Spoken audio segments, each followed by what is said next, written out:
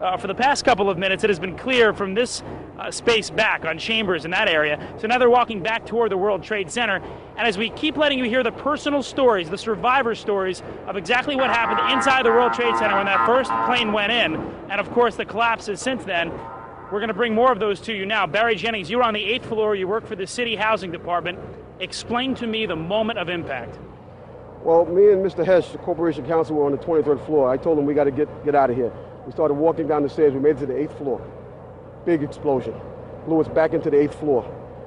And I turned to Hesh. I said, this is it. We're dead. We're not going to make it out of here. I took a fire extinguisher and I bust the window out. That's when this gentleman here heard my cries for help. This gentleman right here, and he kept saying, stand by, somebody's coming to get you. They couldn't get to us for an hour because they couldn't find us. You thought that was it? I thought we're dead. I thought that was it. I started praying to Allah. I said, that's it. We're gone. It's over. What was it like for you? You were inside there as well. It was pandemonium. I mean, it was something like out of a Bruce Willis Die Hard movie.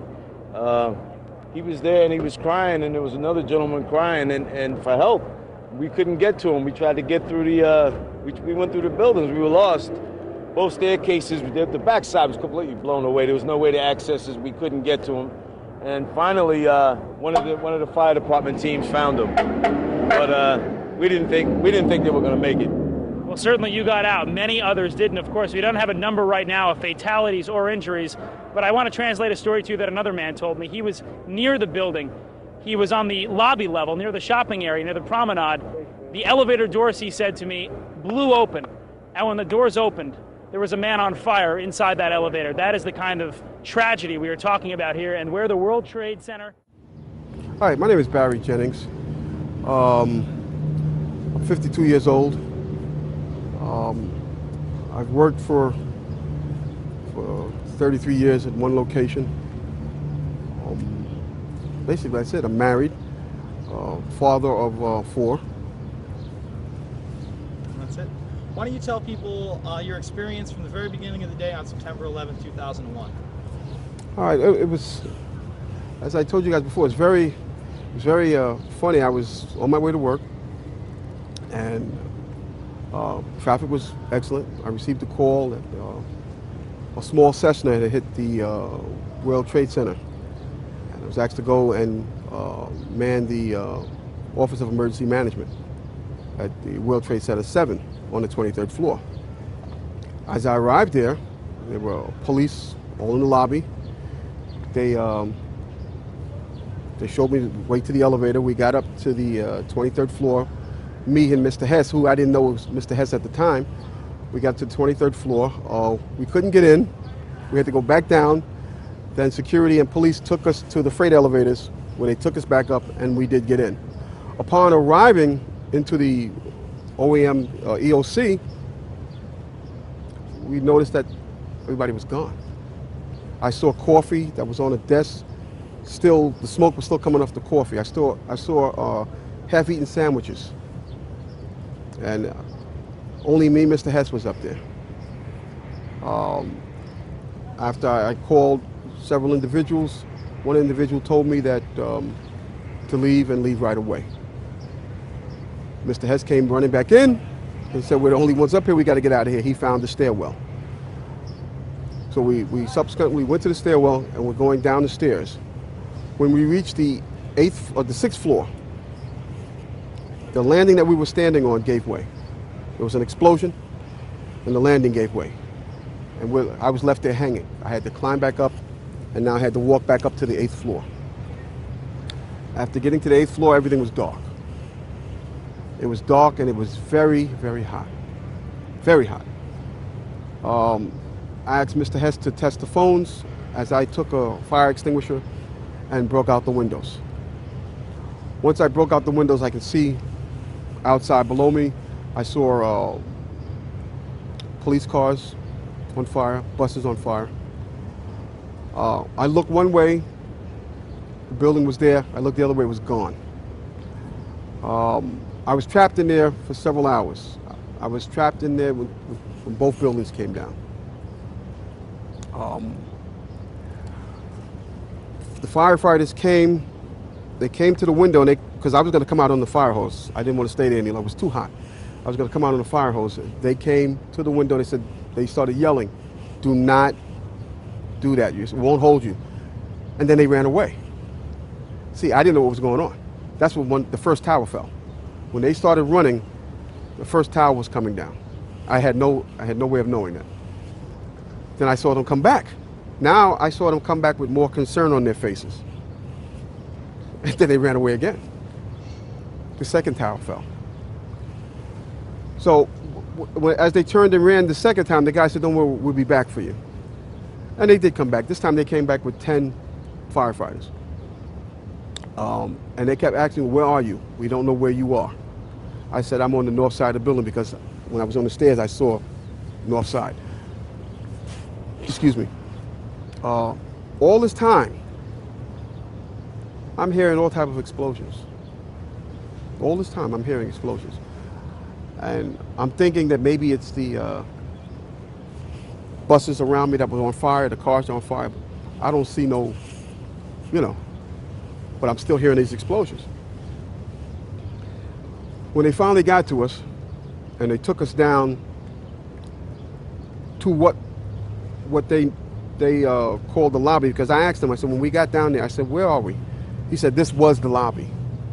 And I said, "You got to be kidding me." It was total ruins.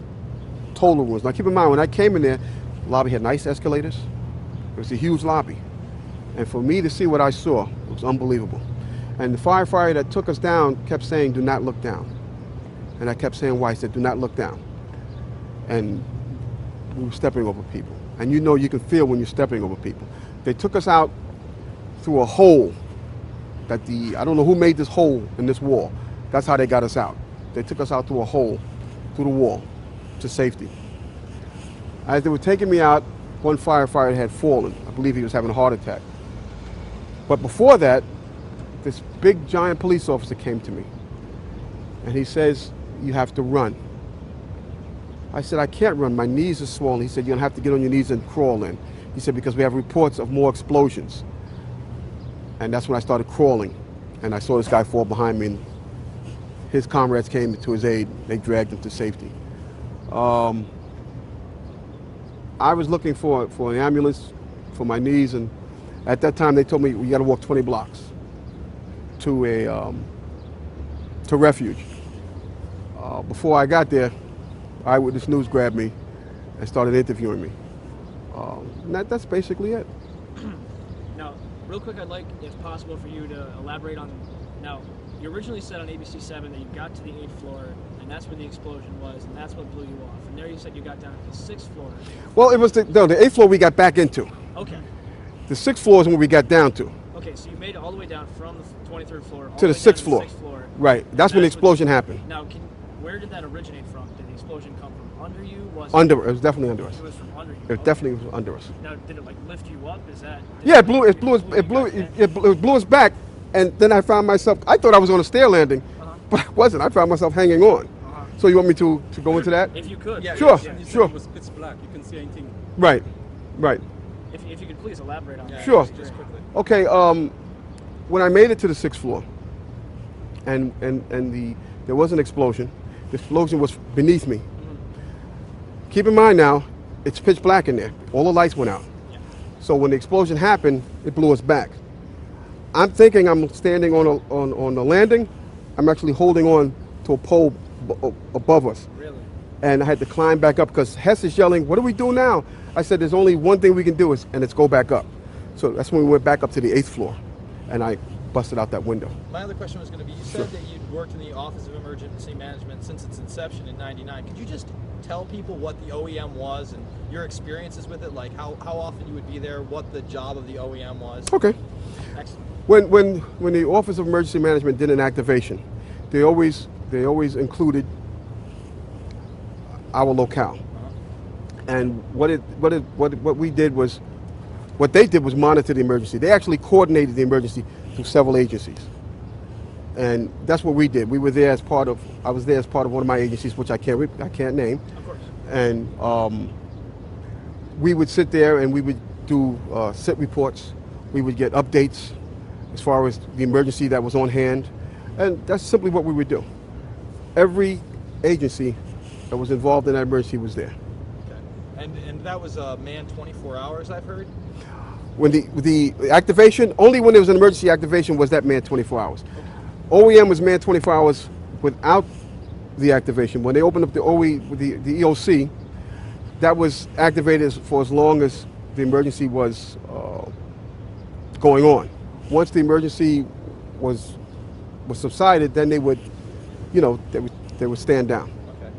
My other question was, they had a drill in preparations called tripod. Did you know anything about tripod that was down at the pier at all? Yes, I Okay. was part of that. You were part of able to tripod. discuss that at all? Yeah, can you discuss any aspects of tripod? Well, the only thing I remember as tripod was we did a drill, which was supposed to be a man-made disaster, a terrorist attack, and it was supposed to be some kind of chemical. And all they did was drill. They went through the whole steps of what you would do here, if you'd come here, how you would, they went through the whole thing. And we were just we were just viewing it. We were just part of the viewers. Okay. That was it. We wasn't part of the actual, we would just view the You were individuals. just monitoring the results of the And exercise. from Right. media reports, we've heard that it was supposed to take place on the 12th, but preparations were before that. In other words, throughout the week, they've been manning the separate stations. Do you know when it was actually like in progress? Because you said you'd been part of it and seen it. So obviously there was something going on before the 12th. Like, did you observe this in like the 10th, the 11th, like right prior to 9/11? No. No, this was after. Yes, our participation was after. Was after 9/11. Yes. Okay. Yes. Then can you just give us permission to use it? Say louder than words can use this footage. Yes, you can use this footage. All right. But real awesome. quick, I'd You like have for you to another question? elaborate on a few things. Sure. What time approximately did you arrive at World Trade Center 7? Um, I'm just trying to establish a timeline. I received the call shortly after the first plane hit, which everyone thought was a Cessna. That's what I was told. A small Cessna lost its way and hit the plane. I got there. I had to be inside on the 23rd floor when the second plane hit. Okay. I was inside when the second plane hit. I was already in the World Trade Center 7. Okay. When And the second you plane. didn't hear that after the fact, or did you hear that when it happened? The second plane when it hit? I couldn't tell you because I was inside and I was like closed off from everything. Keep in mind now, OEM, that big center, they had big, gigantic TV screens. And at that point, none of them were working. So I didn't know what was going on the outside. So the building was essentially deserted when you and Mr. Hess, well, the command center was deserted when you and Mr. Hess got up there? Yes. Was that normal? No. No? No. Okay. No. Not at all. The word we got was they had to take the mayor and evacuate. So they said that the mayor was in World Trade Center 7 that day? Yes. He was there earlier in the day Yes. and then evacuated. Yes. Could you say that, because we're not mic'd, can you say that Giuliani was in the building? I didn't actually see him, Uh-huh. but that's what I was told. That's why Hess was there. Okay. He was there to meet with Giuliani. Okay. That's about all I've got going. No, I know. I just feel like there's something I'm missing. What's your impression with Building 7? In your experience in working there, what kind of vibe did you get from that building? You know that there was the CIA there, obviously. There was the Department of Defense, the Secret Service was there. IRS was there. Well, I'm just confused about one thing and one thing only. Why World Trade Center 7 went down in the first place. I'm very confused about that. I know what I heard. I heard explosions. The explanation I got was it was the fuel oil tank. I'm an old boiler guy. If it was a fuel oil tank, it would have been one side of the building. When I got to that lobby, the lobby was totally destroyed. It looked like King Kong had came through it and stepped on it. And it was so destroyed I didn't know where I was.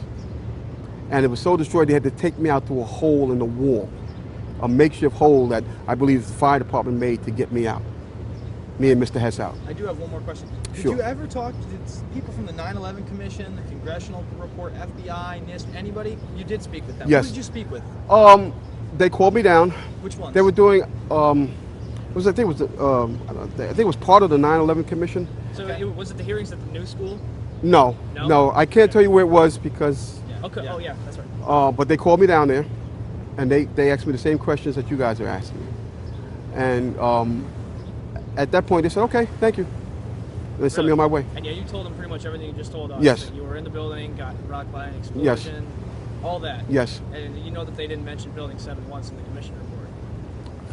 I told them that's where I was. No, That's I know, where I was. but you know that they didn't mention the building at all. I didn't, you know, I didn't give it too much thought. Uh-huh. I thought they were just doing, you know, an into report or an investigation on as to what happened. They got my point of view, and I haven't heard any more from them. All right, excellent. So you don't feel that you've gotten a satisfactory explanation for what happened inside that building? No. Not at all? The explanation that I got is about a fuel oil tank. No. No? No. I heard the explosions. And then the key thing was when the police officer came to me, he said, we got reports of more explosions, so you have to run. Uh-huh. Big tall car. And that's after both towers have fell, correct? Yes. Yes. Okay. Yes. Now, to your recollection, excuse me, to your recollection, did the explosion on the 6th floor happen before the first tower collapsed, or the second one, or before both of them? Because I remember you said earlier you were actually trapped when both of them came down. I'm still in the building when both of them came down. You're still in the building. Are you trapped on the 6th floor when the buildings came down? Yes. Yeah. Yes. So it's safe to say that explosion on the 6th floor happened before either tower fell? It definitely happened before either tower fell, and I'll tell you why. Barry, I'm sorry, can you just wait for that chopper? Sure. Because this is vital. Because the whole official story, the whole reason that Building 7 collapsed, allegedly, is because the North Tower fell onto it and caused damage. And what people are going to say is, they're going to say, well, Barry was hit by debris from the North Tower. No. What happened was when we made it back to the 8th floor, as I told you earlier, Yes. both buildings were still standing because I looked one way, looked the other way, now there's nothing there. When I got to the 6th floor, before all this happened, when I got to the 6th floor, there was an explosion. That's what forced us back to the 8th floor. Okay. Both buildings were still standing. Keep in mind, I told you the fire department came and ran. They came twice. Why? Because building Tower 1 fell, then Tower 2 fell. And then when they came back with all concern now, like, to get me the hell out of there. And they did. And we got out of there. I got in the building a little before 9, a little after 9. I didn't get out of there until like 1. Yeah, that's right. Because the news report with Michael Hess was approximately around 1 p.m. Mm-hmm. Man, Barry, is there anything else you want to say? I mean, is there anything you want to clear up? Well, you know, I like to say that, you know, my mind is still there. You know, that day I'll never forget. And the explanations that were given to me is totally unacceptable. Totally unacceptable. Because as I stated, I was there. I lived it. I lived through it. Actually, I thought I was going to die that day. Because me and Michael Hess did get on our knees and start praying when we saw that there was nobody coming, there was no hope. We did get on our knees and start praying. And then there was a fireman that shined the light and says, anybody in here? Those are the sweetest words I ever heard. Is there anybody in here? And I, at that time, I told Mike, I said, Mike, you better get under the desk and pray to who you're going to pray to, because I'm going to pray to who I'm going to pray to, because it doesn't look like we're going to make it. And that's when that fireman came and saved our lives. Excellent. And you got out of the building around 1 o'clock, and that's when you pretty much crawled out on your knees, and that's when ABC 7 caught you, right? Yes. And there's really been no official follow-up with you, right? I mean, obviously the 9/11 Commission invited you to come testify, and that was it. I mean, you never heard anything back from them? No. I mean, I got several calls from several news reporters, and News 12 did come out to my home and interview me as far as what took place, but that was it. That was it. And it wasn't until some years later that I testified in front of them. It was very, to tell you, it was very scary, because they looked like very important people. Yeah. They were questioning me about certain things, and I don't know if they liked the answers I gave. I could care less. I gave my account of it, the truth, and that was it. When did you first start doubting? Well, did you have your doubts that day as to why? Well, did you even see Building 7 come down at all? But you were probably way gone by that point. No, I was long gone by then. When did you first hear it collapsed? And to my surprise, I was back in the office. secretaries and things that were cleaning me up. I was disheveled. I even started crying because of the lives that were lost, and I was lucky enough to get out of there. When I got home, I sat down in front of the TV, and my wife said, "Why do you keep watching this? Why do you keep?" I couldn't stop watching it, and that's when I found out Building 7 came down. I was so surprised, and I'm saying to myself, "Why did that building come down?" And I knew why it came down, because of the explosions. And it was not no fuel oil tanks.